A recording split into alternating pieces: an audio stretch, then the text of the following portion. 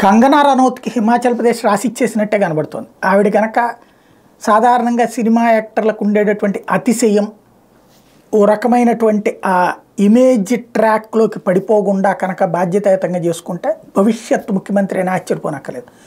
హిమాచల్ ప్రదేశ్లో స్థిరమైనటువంటి నాయకత్వం దొరక్క తలడిల్లిపోతున్నది భారతీయ జనతా పార్టీ.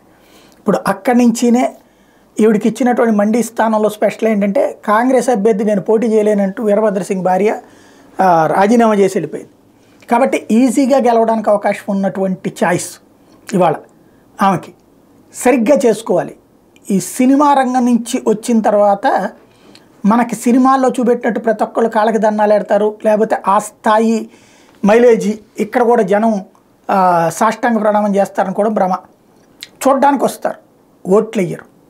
భారతీయ జనతా పార్టీకి ఓట్లు ఉన్నాయి. తన గ్లామర్ని కలిపితే అక్కడ సక్సెస్ అయితే భవిష్యత్తులో ఓ బలమైన నాయకురాలుగా తయారవుతుంది. చాలామంది సినీ నటుల్లా ఇలా వచ్చి అలా వెళ్తుందా, లేకపోతే స్థిరత్వం సంపాదించుకుంటుందో చూడాలి.